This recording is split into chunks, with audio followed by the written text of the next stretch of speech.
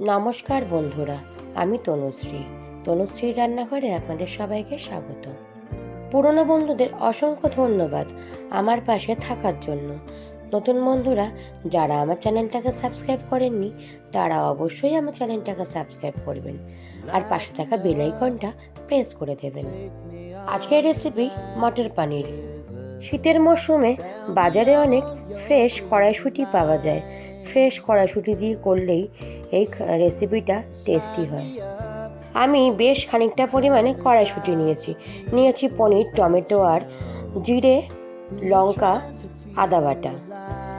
ভিডিওটা ভালো লাগলে স্কিপ না করে সম্পূর্ণ দেখার অনুরোধ রইল। আমি কড়াইতে বেশ খানিকটা পরিমাণে সর্ষের তেল গরম করতে বসিয়ে দিয়েছি। আপনাদের অনেকেরই মনে প্রশ্ন থাকে, আমি এই কালো লোহার কড়াই ব্যবহার করি কেন? আমাদের মেয়েদের প্রত্যেকেরই শরীরে আয়রনের প্রচুর ঘাটতি থাকে।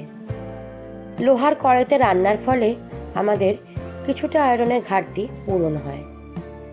কথা বলতে বলতে পনির ভাজা হয়ে গেছে। হালকা ভাজলেই হবে, খুব বেশি কড়া করে ভাজার দরকার নেই।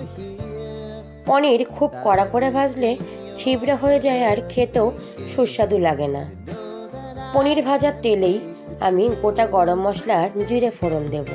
ফোড়নটা হালকা ভাজা হয়ে গেলে আগে থেকে কেটে রাখা ডুমো করে আলু দিয়ে ভেজে নেব।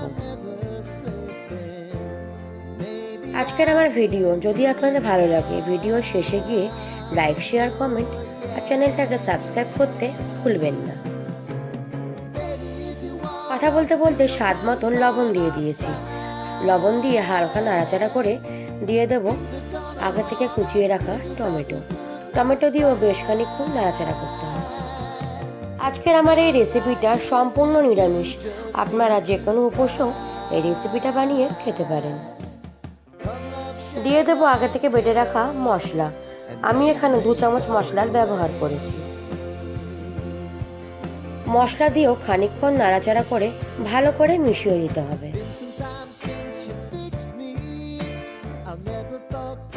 আলু আর মশলা ভালো করে মিশে গেছে।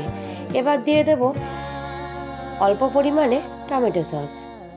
এটা অপশনাল, আপনারা নাও দিতে পারেন।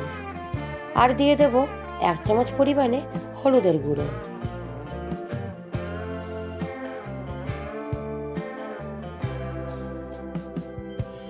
মশলাটা ভালো করে মিশিয়ে নিয়ে দিয়ে দিয়েছি তেজপাতা।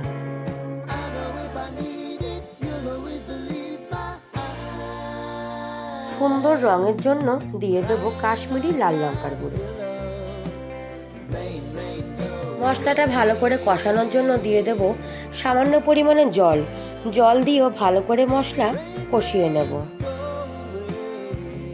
এবার দেব আগে থেকে ভাপিয়ে রাখা কড়াইশুঁটি দিয়েও সমস্ত মশলা আরও একবার ভালো করে মিশিয়ে নেব। দিয়ে দিয়েছি সামান্য পরিমাণে হিঙের জল। এবার দিয়ে দেব আগে থেকে ভেজে রাখা পনির দিয়েও ভালো করে সমস্ত মশলার সাথে মিশিয়ে নেব। বন্ধুরা, মটর পনির খেতে এত অসাধারণ হয়, যে কোনো ফ্রাইড রাইসের সঙ্গে, পোলাওয়ের সাথে আর রুটি পরোটার সাথে তো ভালোই লাগে। এবার পরিমাণ মতন জল দিয়ে সমস্ত সবজি মিশিয়ে নিয়ে ঢাকা চাপা দিয়ে আলুটা সেদ্ধ হতে সময় দেব।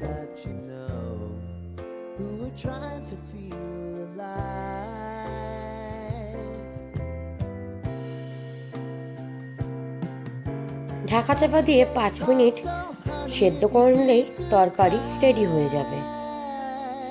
দেখুন, মনে হচ্ছে আলু সেদ্ধ হয়ে গেছে।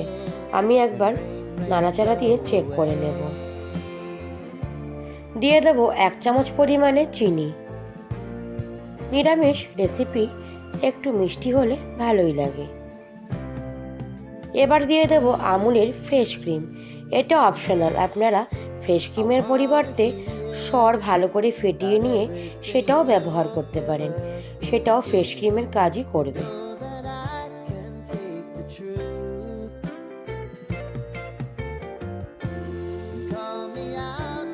এবার দিয়ে দেব ঘি। আমি এখানে 1.5 চামচ পরিমাণে ঘি ব্যবহার করেছি। আপনারা ঘিটা অবশ্যই দেবেন। না হলে এই রান্নার টেস্ট সম্পূর্ণ হবে না। এবার দিয়ে দেব সর্বশেষ উপকরণ কাসুরি মেথি। এটা অবশ্যই দেবেন। কাসুরি মেথি দিয়ে 5 মিনিট ঢাকা চাপা দিয়ে রেস্টে রেখে দেবেন। দেখুন, আমি ঢাকা দিয়ে রেস্টে রেখে দিয়েছিলাম। এবার পরিবেশন করে দেওয়ার পালা। আমি আজকে সকালের ব্রেকফাস্টে রুটির সাথে পরিবেশন করেছিলাম। আপনারা পরোটার সাথেও পরিবেশন করতে পারেন। আজকের আমার রেসিপিটা ভালো লাগলে বাড়িতে একবার হলেও বানাবেন, আর বাড়িতে বানালে আমাকে কমেন্ট করতে ভুলবেন না। আপনারা সুস্থ থাকবেন আর ভালো থাকবেন। অন্য কোনো রেসিপি নিয়ে আপনাদের সঙ্গে আবার দেখা হবে। টাটা বন্ধুরা।